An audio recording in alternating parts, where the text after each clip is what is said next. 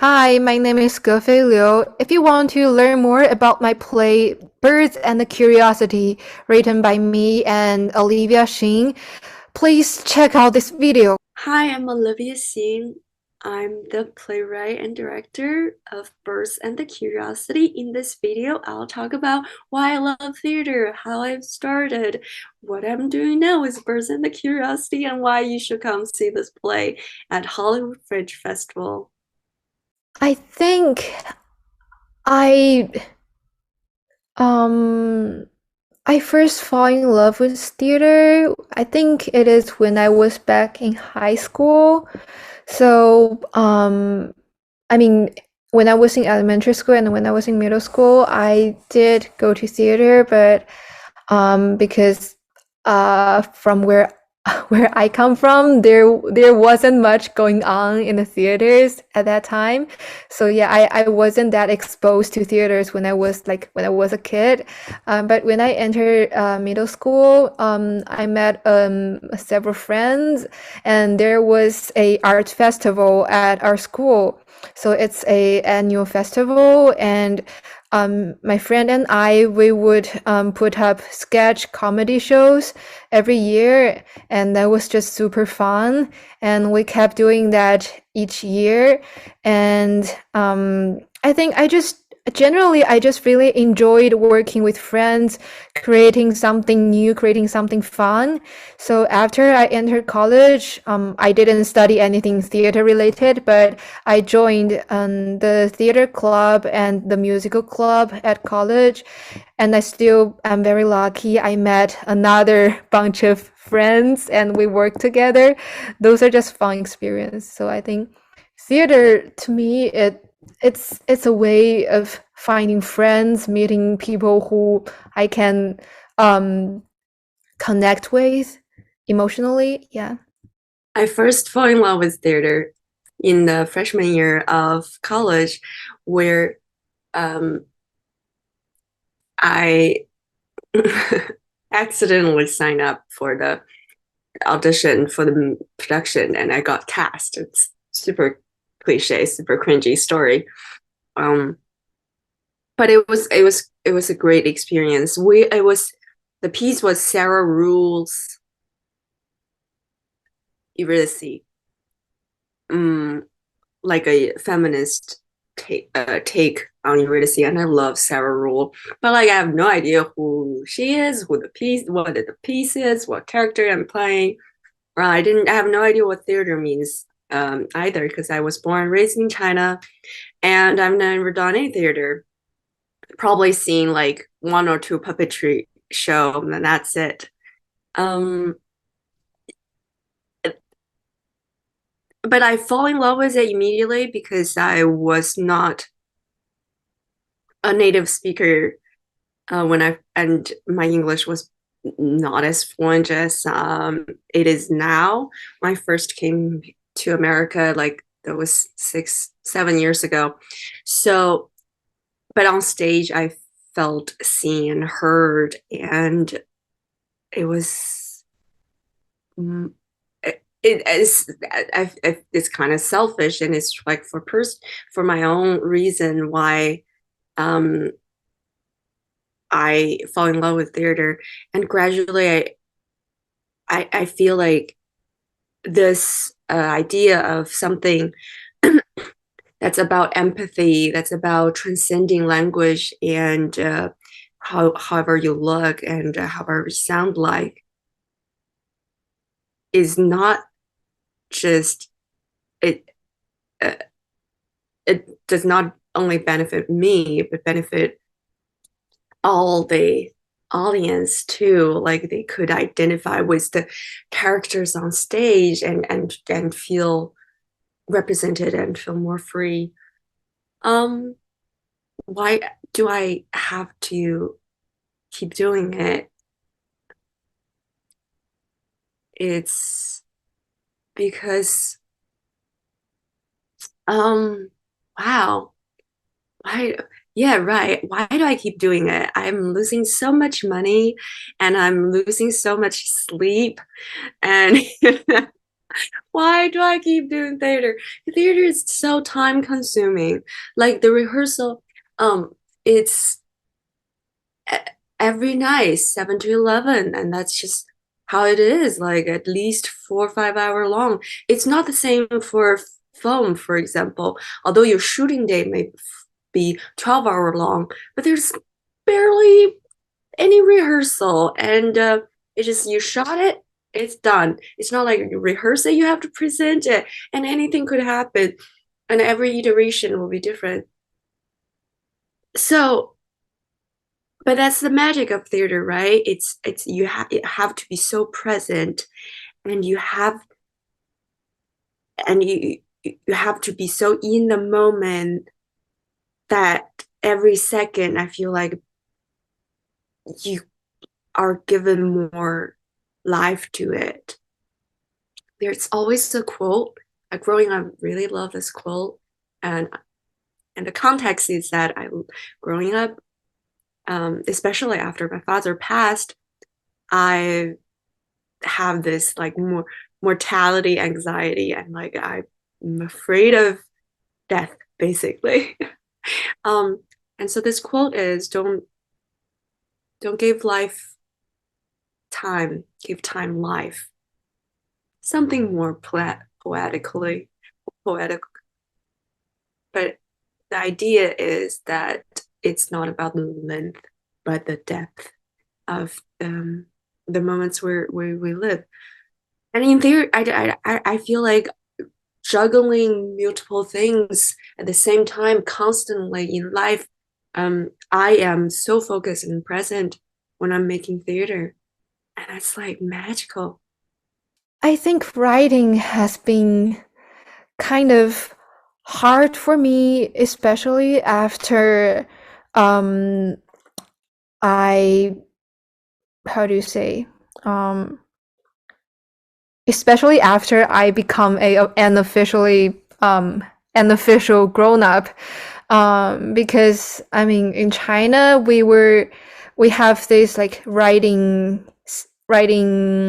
session in our Chinese exams, and it is graded in a way that is not um how do you say this? I feel like the grading system, it just doesn't approve any creative writing. They just want the writing to be really organized, and basically creative ideas are just not encouraged. So I struggled for a time when I was in high school, but um, when I entered college, I think I felt more I feel kind of scared of writing sometimes, because I feel like um, my writing has always been graded, and um, it it is hard to try to get rid of that grading system, to get rid of that examination system. So I think I eventually started to enjoy writing when I came here, when I came to Cal Arts for grad school. I started to take some classes in writing, and I mean, even though it's still hard for me because um, I mean, I'm writing in a different language, but it's nice to have those mentors and teachers who are so encouraging. They would always be like, "Oh, there's no wrong ways of writing. All the writings are good." I think this type of thought is just really relieving for me, because I could just do free writes. I could just write down any silly ideas I have in mind, and I know that this is totally fine. That is just the way writing is. Who said I'm obsessed with writing? I'm not obsessed. I have a life outside theater. Do I though? Because I've been in tech yesterday, and then right after tech, I was in the Hollywood Fringe opening night to promote the show in a ostrich puppet. So I'm okay. So okay, I'm kind of obsessed with writing and with theater. All right. I'll admit that. Why am I, why do I like writing? Why am I obsessed about? Well, it's, it's, wow, it dates back from the college essay. I, I applied to America, which is not the usual move.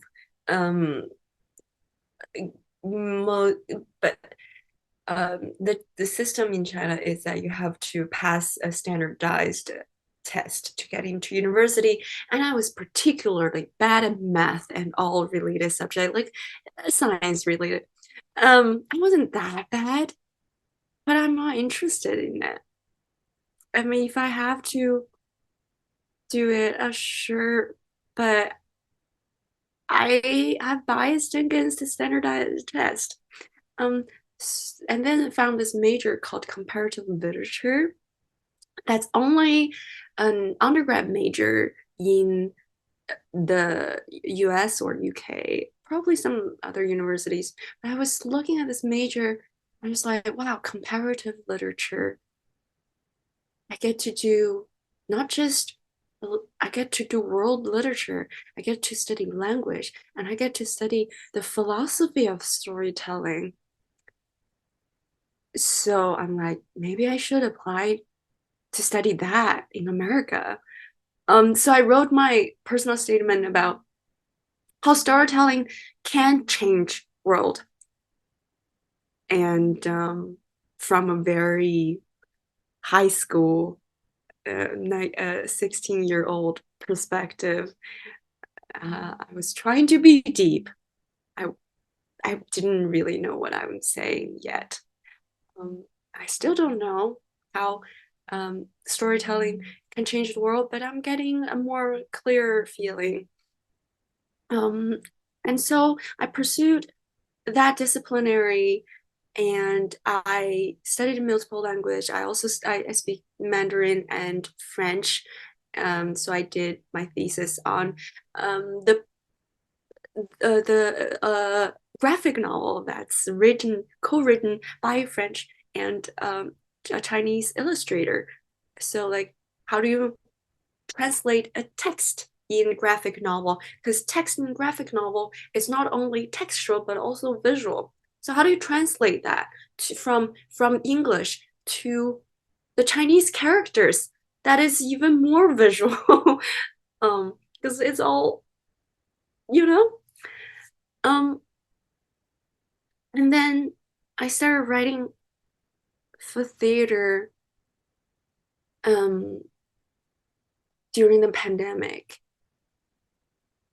and that's like a brain vomit because I have so much to say about about the loneliness, the homesickness, and the nostalgia and death. And again, it goes back to my um, mortality, anxiety, um, and I realized theater is, you write it, but you could also, those words are meant to be performed and heard. And guess what? Writing, it's such a lonely process, but theater, it's such a collaborative process.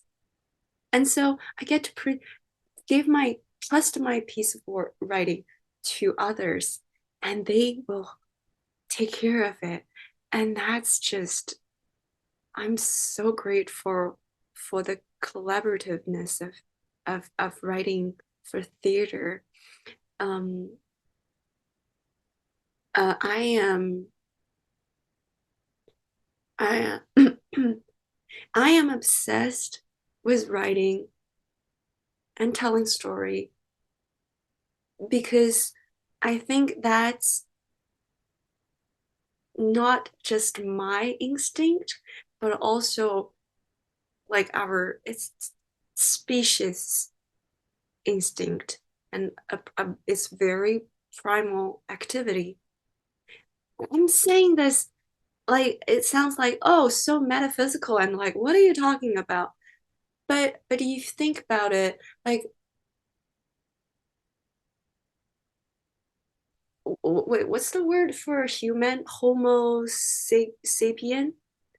Homo sapien like exist um because we tell story to each other. We're like at first the story is about, we can create this kind of exchange system. I'll give you the shells from my where I live near the coast, and you can give me some yam that you grow in the mountains. And they talk to each other, and then it becomes something that everyone believes in, which is the economic system. And because we all believe in the story telling the fiction, this fictional thing, but we all believe in it, and so it works. How crazy is that? And so is our political system, so is our day-to-day life. It's honestly it's all about the trust in the stories that we created, how we talk to each other, this language, and the words we use, and um the fables we always go back to, that's about um brave courage, that's about integrity, that's about kindness, um that's against evil, and against um against hurting other people. And those are all stories that have been told again and again and again, and we believe in it, and that's what make us us. And like I realized that, and that's, I think, lies in the foundation of my obsession, among other things that make me really, really love writing. But the foundation of it all is that we can't help it, because it's instinct. It's the instinct to try to talk to God, try to pray for for for for a rain, because we think our story can make God cry, and so our core will keep grow. Like how, why are we, how imaginative it is, but how natural it is. And that's how theater is born. Like we dance for to pray for a ring, a ring on the field. So that's that. It's a little bit too long and a little bit like brain vomiting, but yeah, that's that. I think theater can really connect people. I mean, either it be like connect people within the production team, the actors, the designers, the managers, or connecting the team with the audience. I mean, we always meet new people in the theater, and maybe there will be chance to make friends with someone in the audience. And this chance of meeting new people, alive living people, that is just so different from any other forms of art. Why is theater unique? And I've been thinking about this and trying to make sense of it, because swear to God, I wish I could just do TV. There's much more money in there. Um, and as an actor, I love acting for film too. I just wrapped my first lead role in a feature film in New York, and that felt like an experience I've never had either. Because we were shooting on a subway station in New York. I can't do a theater piece in a subway station in New York. But the moment of my acting was captured there, through camera. So that was great. But you know what? I was acting alone there. I wasn't engaging with any passerby in the subway station, as crowded as it was. So that's why I have to keep going back to theater because theater gather people and you're sharing this moment together. The actor and the audience, you're sharing this moment together. And you can't have that with any other media. The painter in the gallery, he's not always Picasso is not standing next to his painting and explain the multiple perspective in this and the, um and sometimes theater can even talk to the audience like Brechtian work where like they break the false wall and I came to realization of this because at the moment when I went to an anti-Asian hate protest during COVID, we were walking through the Brooklyn Bridge Park. So many people were like holding a sign. And I was like, this is theater. There's a line we keep repeating. People gather, and there's a formation of a movement. And if I quote Peter Brook, if you have a space and a man traverse through the space, that's theater. Um, the space and the people and space, people are in the space with one another. That is power. And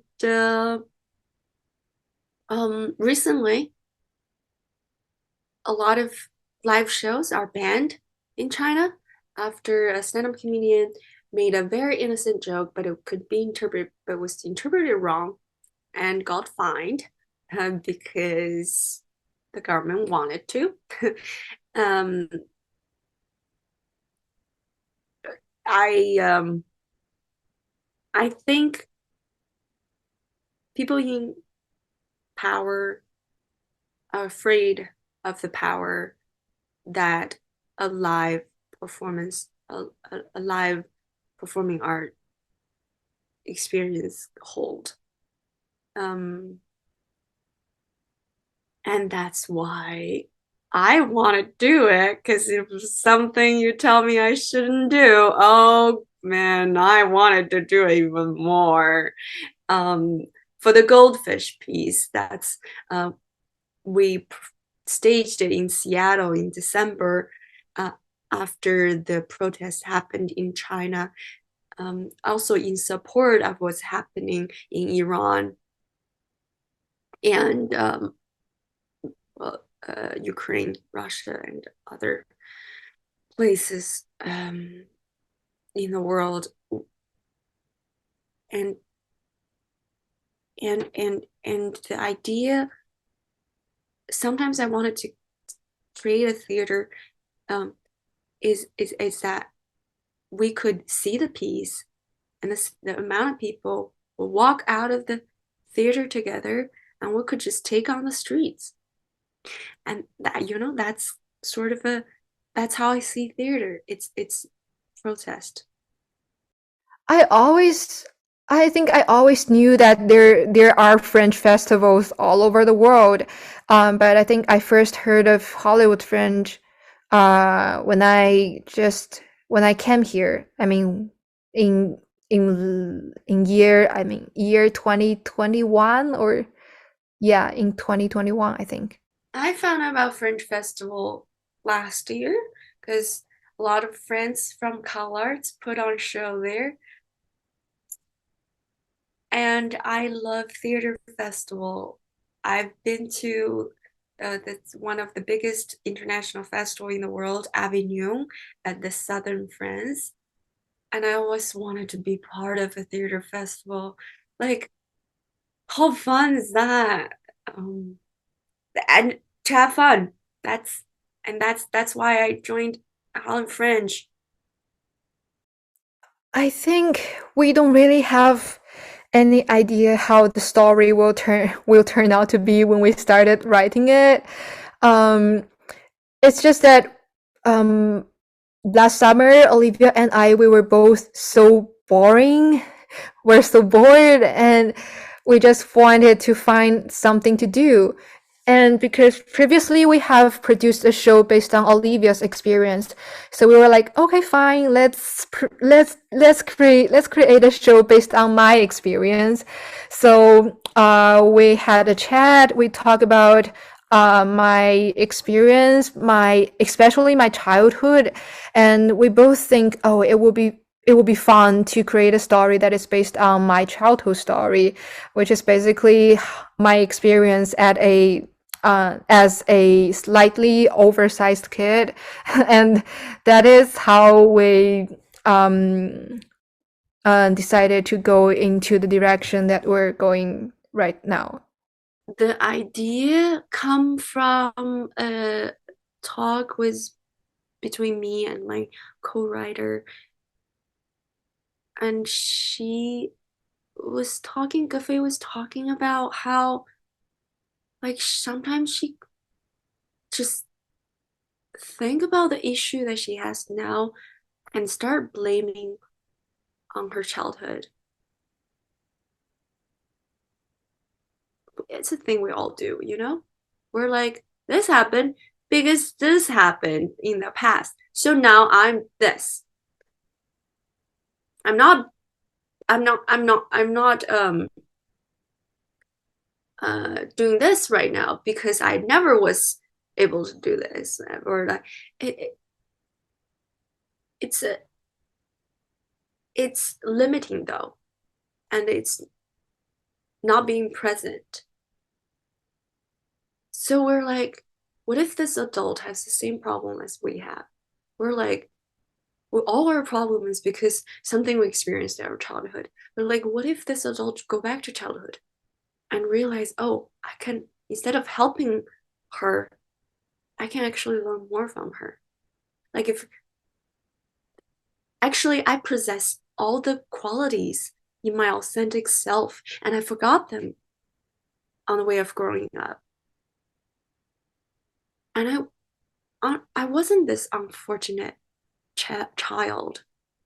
I had the support of my family and friend.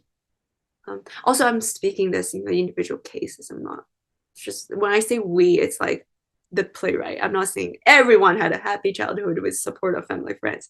Um, but I do want to say that how to survive our childhood now that we're adult. It's not about blaming the childhood, uh, being obsessed with what had happened.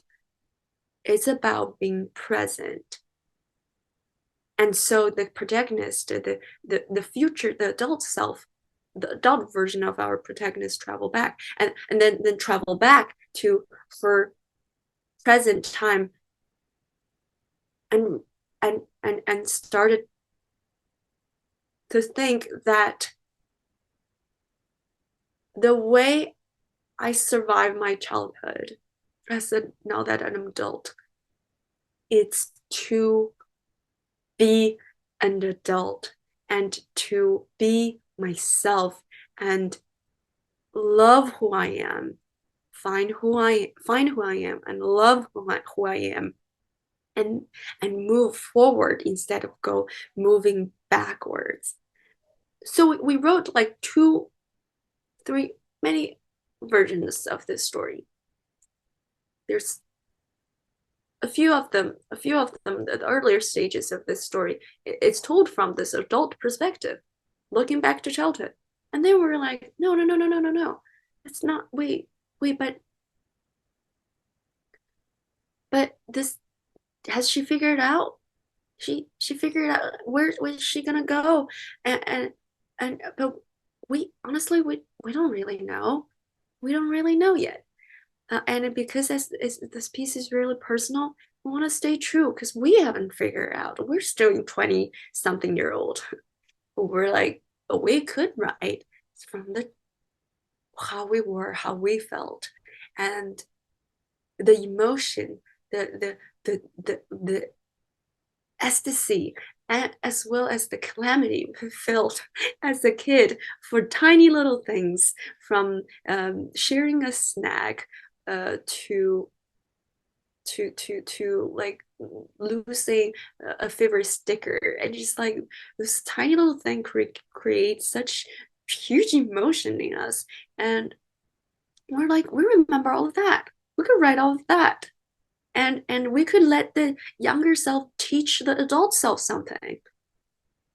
The themes are multiple, but I think the most important one is to find your authentic self. And other minor themes includes a children's creative agency and the loss of your loved ones, and also how to accept yourself as you are. When did I start doing puppeteering? The first puppetry piece I made was for my exchange program in Paris. I wasn't, again, like it's the same thing where you go to another country and the language is not catching up with your thoughts. But the great thing about puppetry is that you don't have to talk. I started doing théâtre d'objet, object theater, with a club at the Paris Nanterre University. It was about uncanny and time and mirroring. Uh, that it doesn't really have a story, but it's sort of like use puppetry to elucidate the concept that Freud keep talking about. Because you know, Freud is always talking about this doubling and the fear that's in us for something that looks almost like us but not there, and sometimes that's puppet. And so I started in France, and then I came back to the US. And my last year, I have to do a thesis for my major in theater, and oh my God, COVID hit, and I couldn't do it. I couldn't do a theater piece with other people. I have to do it all. Um, and so I I saw a show that's this puppet that's made out of ice, and it just throughout the show it will keep melting. By the end of the show, it's just water, and it was one of the most beautiful piece I've ever seen. And I saw it on the screen. I didn't see it live. I was like, wow, this um it works. I think puppetry works for a screen. Um a lot of theater doesn't, but puppets sometimes do. Um, and I think theater really needs to engage with time, and the ice melting, that's like the most ingenious way to engage with time in theater. And so, and also I started being very politically active during COVID. I'm like so mad at what the Chinese government was doing. Especially censoring the doctors to release the true information because they're afraid of causing a panic in the public. But you can't throw a doctor in jail because they have the right information. Like, anyway, um, and one of the whistleblower of COVID passed, and that was like I was so I was started creating object theater, uh, where I'm silenced. I'm not talking. This time I'm silenced not because I have the language barriers, because I can't talk. So so So metaphorically and literally. Um, so I so without words, puppetry we puppetry still we could still empathize with the puppet. And even as simple as a found object that looks kind of like what's going on right now, our brain, it's crazy. Like we just make association. And it's because we have the ability to empathize. It's this, and like it's amazing. I think the power of empathy really, really shows in any object slash puppetry work because that's not human, but we still cry for it. And like our heart jangles when a little puppet fall off the stage, like what? Why? We know it wouldn't get hurt. It's made of wood. We still wanted to be sad about it. It's kind of crazy. And that's if we keep practicing it, I think if children keep practicing it, they'll grow up to a more sympathetic adult, you know? You could see someone that's going to hurt them and you want to help them. And it's the same ability, it's an ability to empathy. And and then I started my MFA program at CalArts in acting. And one of the class we take was Jenny Geyser. I love Jenny. Shout out to Jenny. Jenny Geyser is performing object performing objects, and I was reading about performing objects and there's a piece about marionette, why it's my puppets marionettes are better actors. It's because they have no ego, um, and it's true. They do things because they do things, and they don't really care how their hair look like. And a lot of human actor can't do that, me included. It's we always carry an ego. Puppets don't. And when I'm manipulating puppet, I sort of let go of my ego too, because people are not looking at you, people are looking at the puppet. So now with this piece, Birds and the Curiosity, why do we want to include puppets in this piece? Because it's really about this 9-year-old girl going through life and encounter some calamity in the first time, bullying, body image issue, can't fit in a piece of costume. Why are my friends laughing at me? Why didn't Nana pass away? And why is my pet hamster also going to die at some point? And why do people have to leave? Why do I have to lose things? Why can't I be happy all the time? But she's dealing with such a childish and innocent and joyful and hopeful way. Like like when she feels caged because the Chinese teacher misbuys control. So at the day, she saw ostrich free running on the highway. And is it imagination or is it real? We don't know. But that's how kids see the world, right? They see the possibility of the world, and they see it with you could say unfiltered or with a filter that makes it even more true to how the world should be experienced. It just like we wanted to free. It is like the wonderment. It's so important to um this piece. So we thought, oh, you know what? Puppet. We can't hire a real ostrich,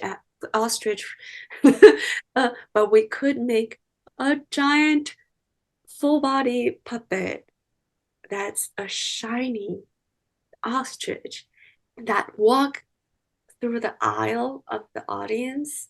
So to make it just a little bit more immersive. And so the audience is invited to little Robin's, little Zhigeng's part of the world, and how audience see how she see the world. That where audience is not caged, where the hamster hamster singing, and where the what else do where there's like after Nana died, a bird visited us, and it sort of sounded like Nana. Um, so it's about again, it's about dealing trauma. But you know, theater has always have a soft way to deal with trauma. It's magic. Um, and also there's a theater section in the play that is about uh an adaptation of Ugly Duckling. Because Ugly Duckling kind of teaches kids a wrong message. Like you couldn't bully someone because what? Because they will turn into a beautiful white swan? No, just you should be kind to someone no matter how they look. And you know what? It's okay to just be an ugly duckling because it's not about being ugly. It's just ugly duckling is not ugly. It's ugly duckling just looks different from the brother and sisters. And it's okay to be different. Don't have to be one. So the story of Ugly Duckling should be about discovering who you are and who you always have been.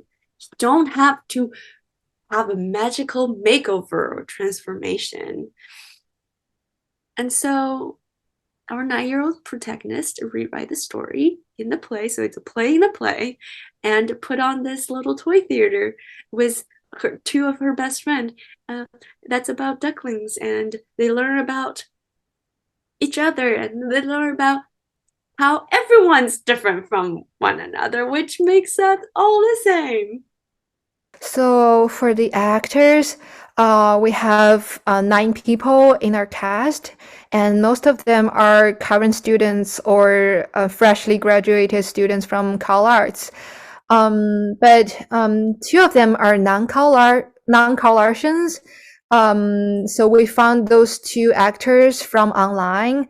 They're all passionate Chinese international students in the US. And one of them even his name is Yu Chen, so he traveled all the way from New York to here just to be in this show. And I just feel really grateful for all their work. And for designers, uh, yeah, most of them are from CalArts, but we also have our composer and sound designer, Gracia.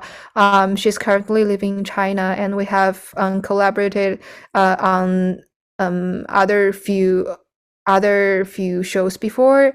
And we have Jingyi, our projection designer. She's currently living in London. So it's a international team, and that is fun but also challenging. But I'm still I think it's such a sweet thing that everybody is working on, like getting over all the obstacles brought by time difference. And we were on Zoom, we're in LA, we're in China, we're in London, and still we're all working on the same project, and that's just amazing. I mean, Olivia and I, we have been working on a lot of, I mean, maybe 5 projects together before. Um, I think we are 2 very different people, but we kind of complete each other in some way, especially in writing. So I think in writing, she she is very good at just flowing with the natural, going with the natural flow. And she is very good at like writing very natural conversations. Um, and she has this very cheerful energy that could always, um how do you say, like whenever I was down or anything, when I was upset, she has this energy to just cheer me up. Um, and but we do have some similarities. I think we both have a very special sense of humor. And that is why writing with her is never too boring. My co-creator, my co-creator is Gefei, who is majoring in creative producing and management at CalArts. We're the same year. We're both Master of Fine Arts year 2. We're graduating next year. This is the 5th work we've collaborated to create together.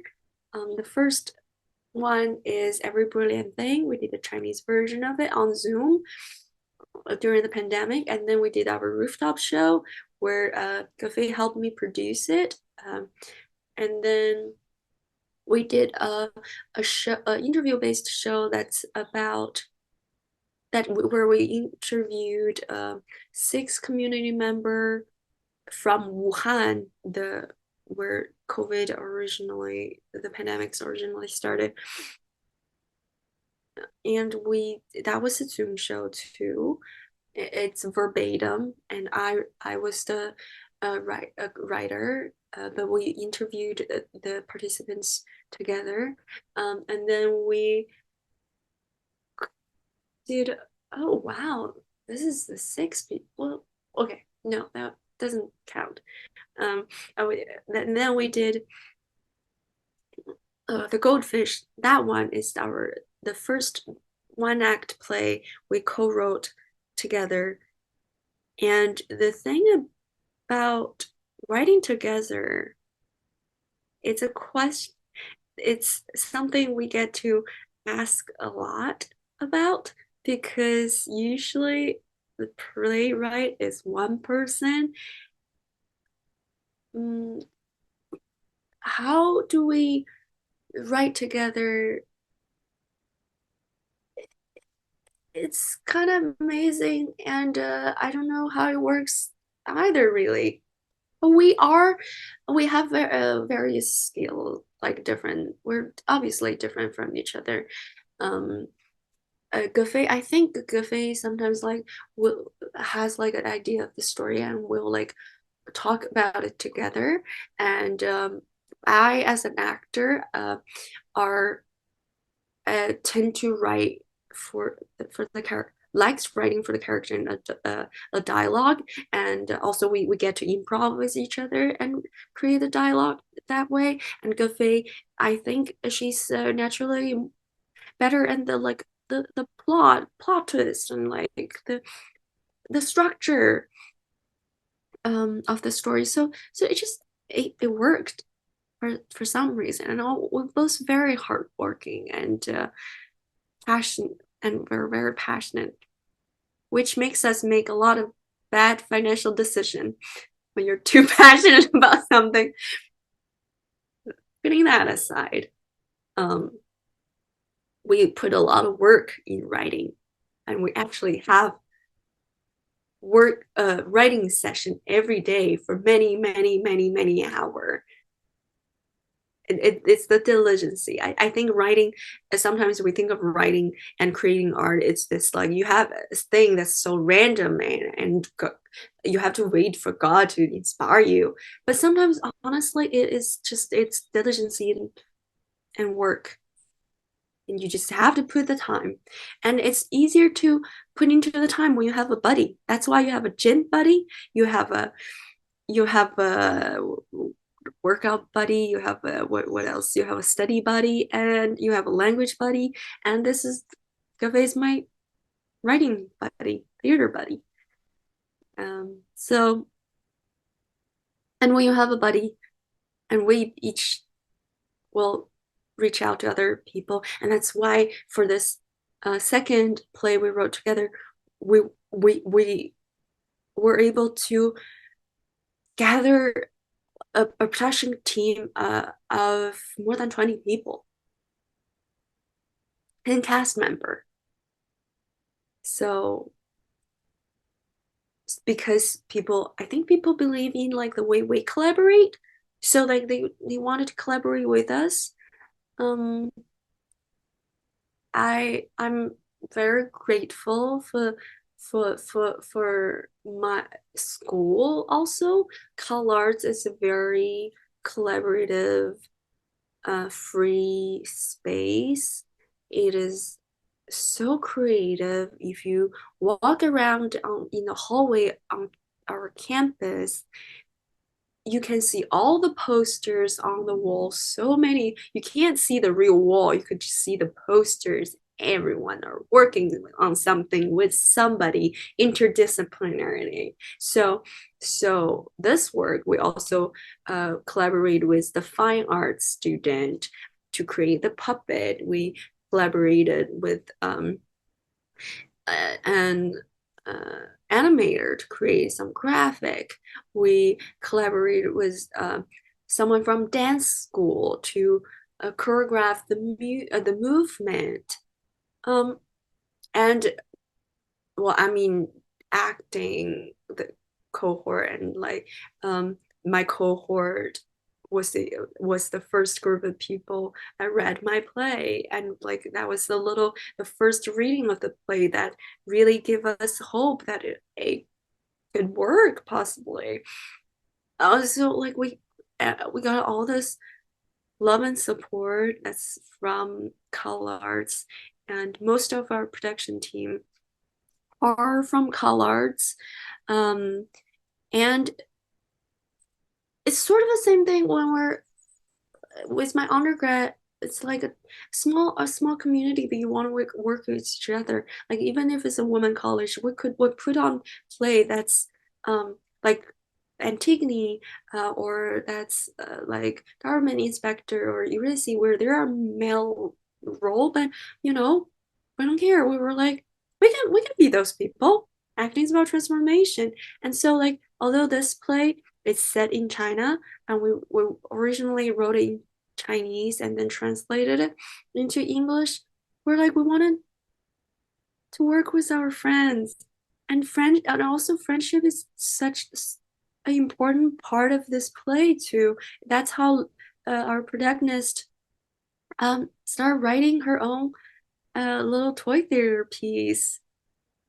Where and then we're like, and also we're both disappointed by the all Asian cast production that's created by just putting Asian actor in there, no matter what.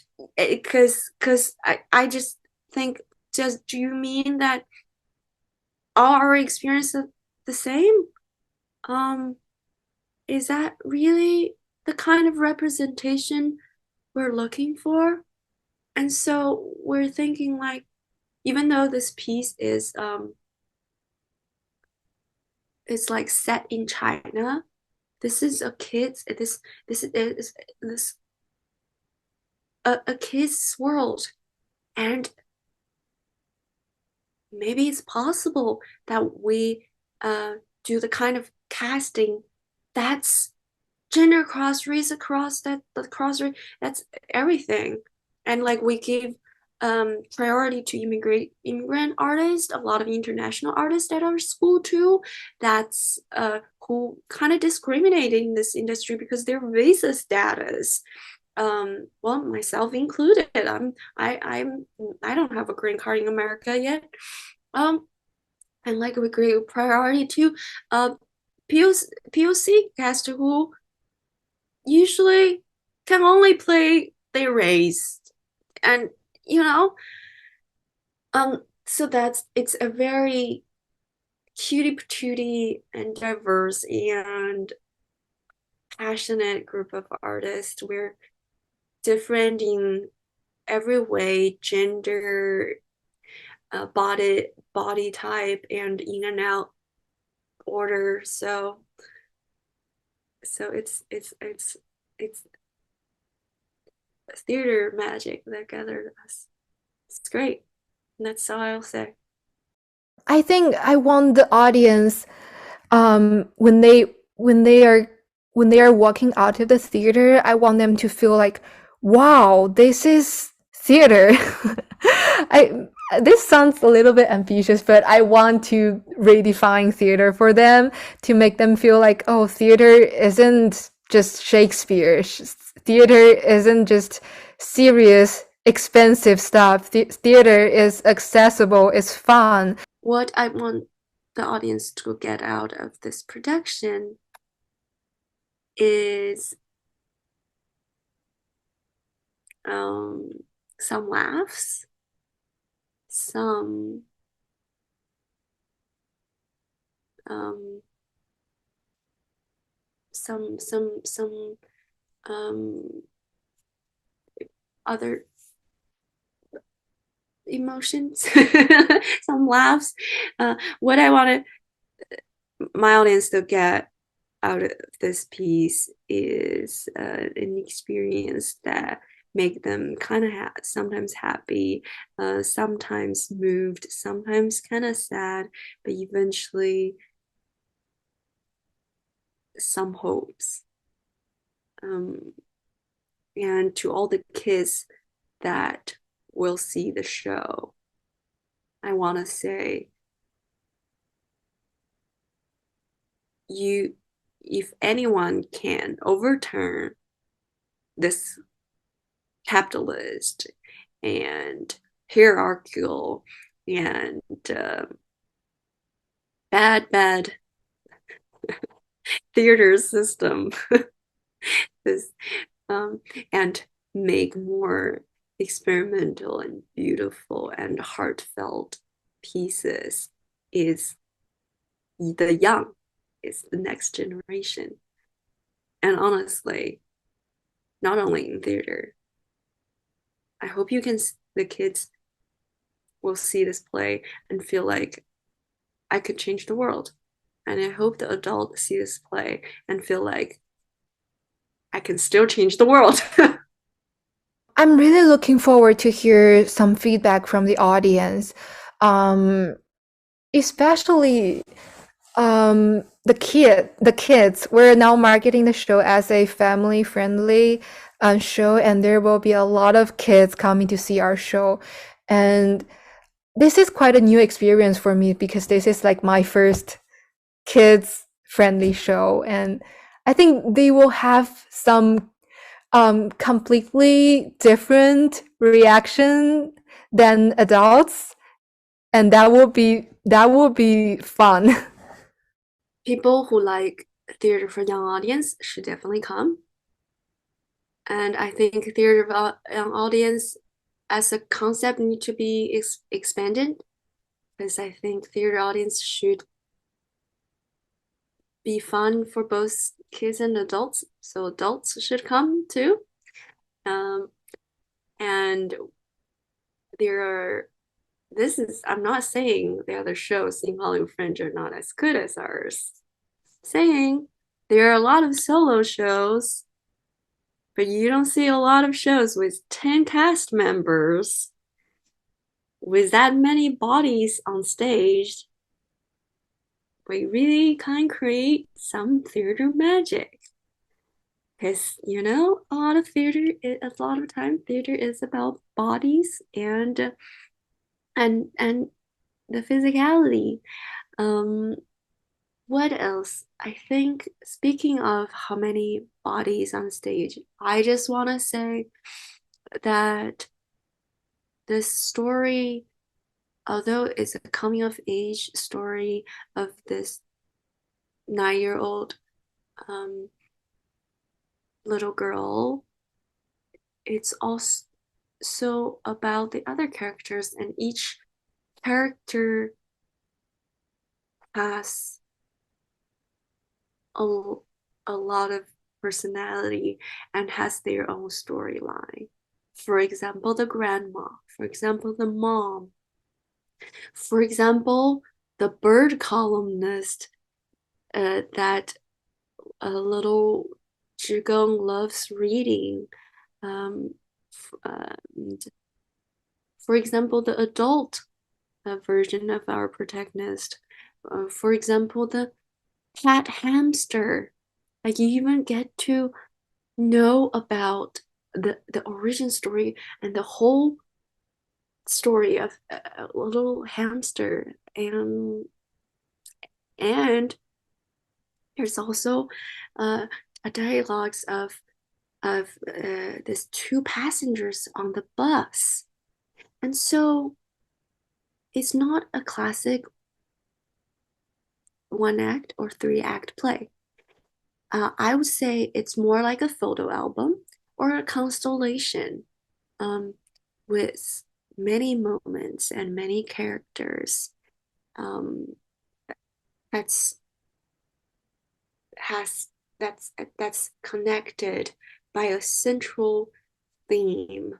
Um, and they're all in this photo album where you can just flip through and you're like, oh wow, this this scene is, the style is exposed, and this scene is more saturated color, and this scene is it's intimate and it's a little bit sad, and this photo uh, has a lot of puppets in it. So you're just like flipping this album, and I'm sure one of the picture will hit you. The most the most realistic answer is it is a huge show and we're selling it at a extremely cheap price. We have 9 actors. They're all excellent actors from great schools, and we have designers from top schools as well. And we've spent a whole lot of money on this, but that is a very realistic answer. But I think a more genuine answer is, I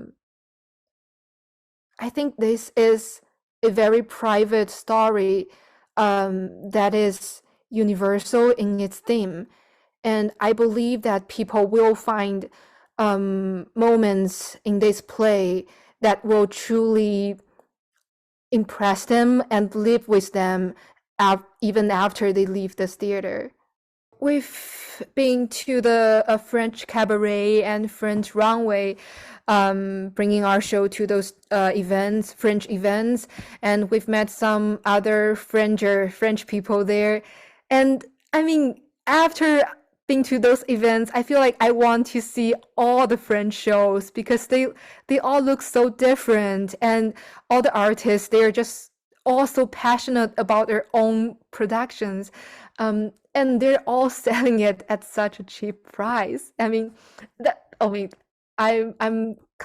I'm constantly talking about money, but I mean the point is, you will get to see all the different forms of art um, in French festival, and just the diversity of art forms. Why do you have to go to Hollywood Fringe? Because Hollywood Fringe Festival make theater accessible. The space rent is cheaper for the artist, and everyone's excited for this event. So like everyone gathered to make many pieces, and it's the ticket sales are cheaper to make theater accessible for the audience. So the accessibility of theater is something that it's really important to me. Like for our piece, we even organized a bus to pick up kids from San Gabriel who are from recently disrooted immigrant family and low-income families to come see a theater because we want to make theater accessible. So if you want to be part of this movement to make theater accessible, you should you should come see shows. I believe artists should be paid, art should be free or cheap. and and and this is what I was talking about the power of storytelling, right? If we all believe in the same thing, it will work. So if you participate in Hollywood Fringe, you participate in the storytelling that art is accessible and amazing, and art is freedom. and a celebration of human connection. Doesn't that sound grand? Come to the Hollywood Fringe Festival. We did have a Kickstarter page, but we have, yay, we have reached our funding goal, and that is for the production. But now we have just started another GoFundMe page. Um, Here is the thing. So this is a story about a 9-year-old Chinese girl, and we have reached out to Asian Youth Center, which is a nonprofit organization in LA. They have been serving the low-income Asian immigrant community for a long time. So we reached out to them, and they said if we could provide them with a couch bus, they will be able to get like 50 kids and their family to see our show. Because for those families, they usually don't have a car or they don't usually have access to theater. Yeah, so we think that's a brilliant idea. The only thing is we do not have the extra money to rent the bus.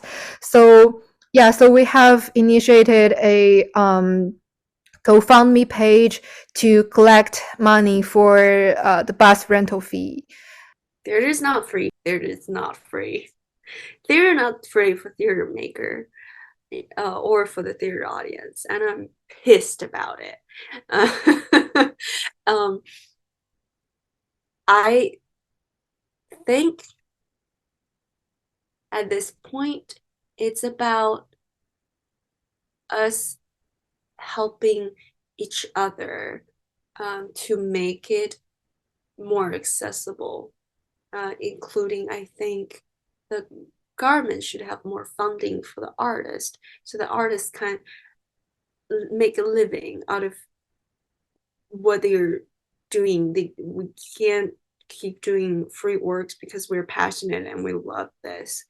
But I also think that the work we created should be enjoyed by the public in a more accessible way.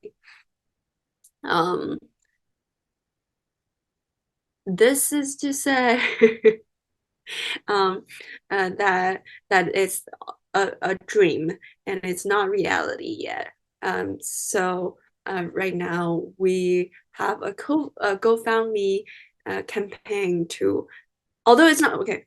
This is to say although it's a dream, it's not reality. We're still trying to make it a reality. As much money as I'm losing right now, I still want to do charity because it's important to us. And at the end of the day, if theater is all about audience, and we want to have a packed house, and it's very important for the iteration of this piece, and it's very important to the iteration of the piece that children enjoy it without the boundary of finance, the boundary of neighborhood, like location, community. So we, although our theater is in Hollywood, we reached out to Asian Youth Center in San Gabriel that works for recent disrooted immigrant family and low-income families.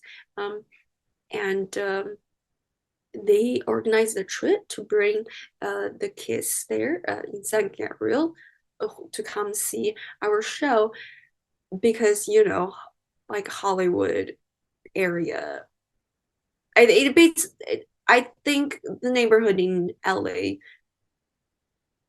are very, there's like Beverly Hills that's like rent super high, and there's like and the neighborhoods that sometimes LA doesn't feel like a whole community. And so what we did is that we wanted LA to feel like it's a whole community. It's a community where we can help each other. So we rent a bus to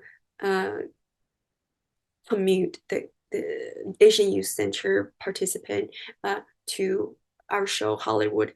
And you know, some of the kids, because their family don't have a car, they've never been to Hollywood, as close as it is. Like it's only like 30-minute drive. And because we have a shitty public transportation system in LA, some kids, it's a far journey, metaphorically and literally for some families. So we started this GoFundMe campaign.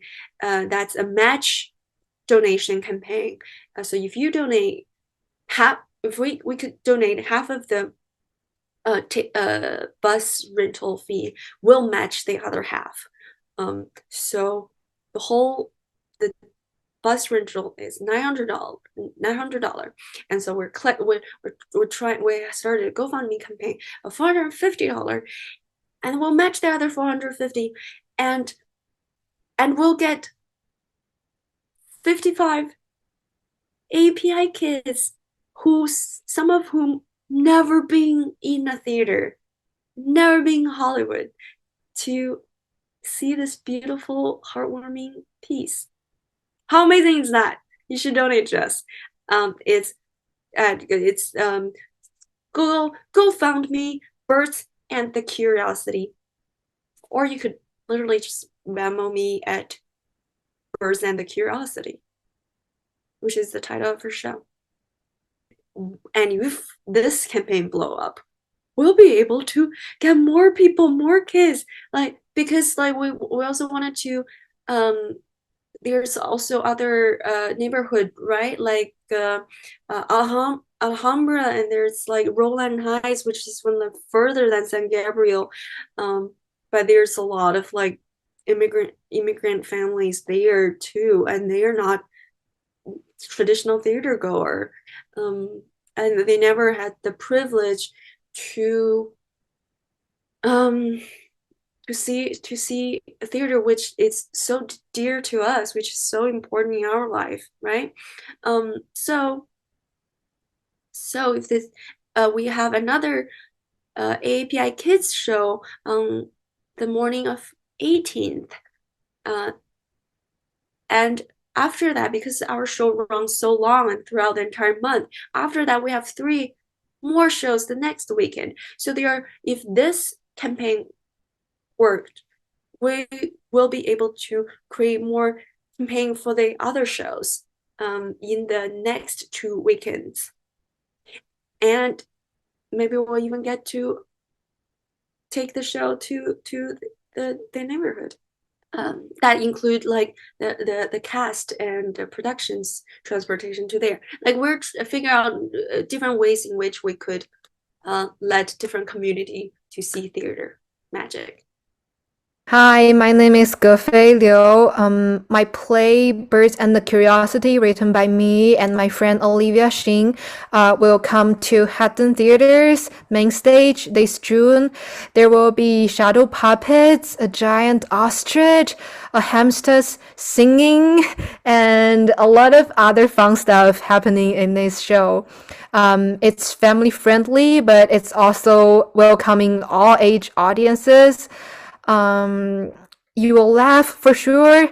You will probably cry a little bit if you're emotional.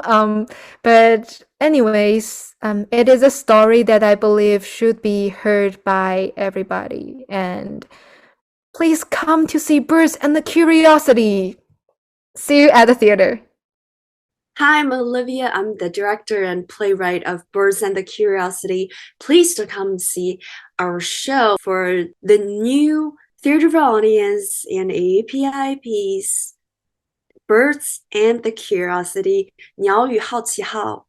It's a coming-of-age story of the 9-year-old Chinese girl and her time-traveling future self, and many birds, and a singing hamster.